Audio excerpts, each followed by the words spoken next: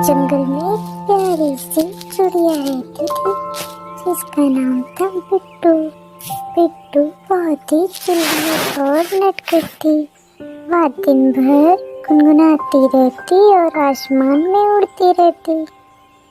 और बिट्टू थोड़ी आलसी भी थी। वह कभी कभी किसी चीज की तैयारी नहीं करती थी। एक दिन जब वह उड़ रही थी तो जंगल के बड़े खरगोश दादा ने कहा, ओ बिट्टू, सर्दी होने वाली है, अपने लिए घोंसला और खाना जमा कर लो।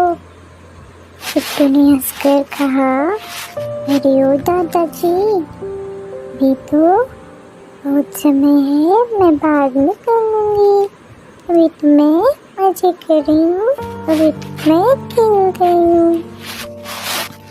धीरे धीरे ठंड बढ़ने लगी, पेड़ों के पत्ते झड़ गए और ठंडी ठंडी हवा भी चलने लगी।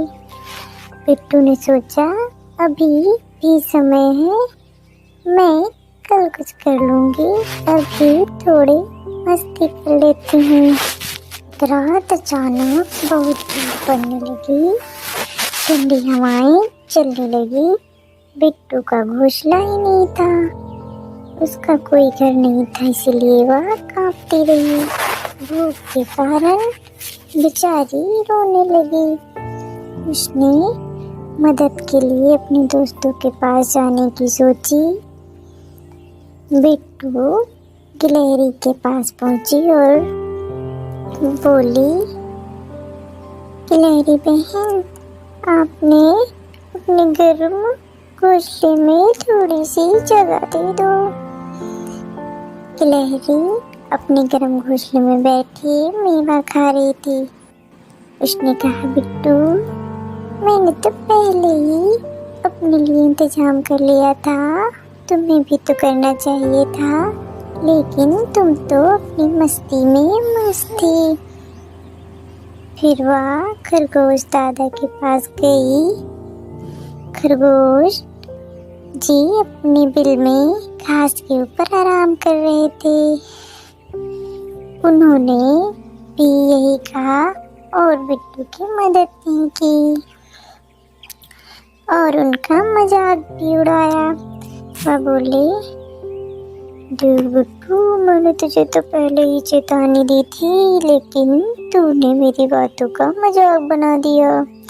अब भुगत जो तेरी किस्मत में है।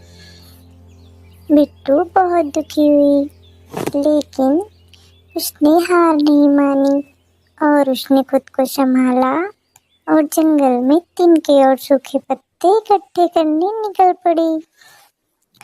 ठंड बहुत थी, लेकिन बिट्टू ने अपनी मेहनत से एक घर बना लिया। अब उसे हवाएं परेशान नहीं करती थी और उसने जंगल में छोटे छोटे बीज और दाने भी ढूंढ लिए और अपनी भूख का भी इंतजाम कर लिया। कुछ ही हफ्तों में ठंड खत्म हो गई और बसंत का मौसम आ गया। सारे पेड़ हरे भरे हो गए। बिट्टू अब खुश थी। उसने सोचा कि और बोला, अब मैं समझ गई हूँ, अब मैं सारा काम अपना समय पे करूँगी, कभी भी आलस नहीं करूँगी।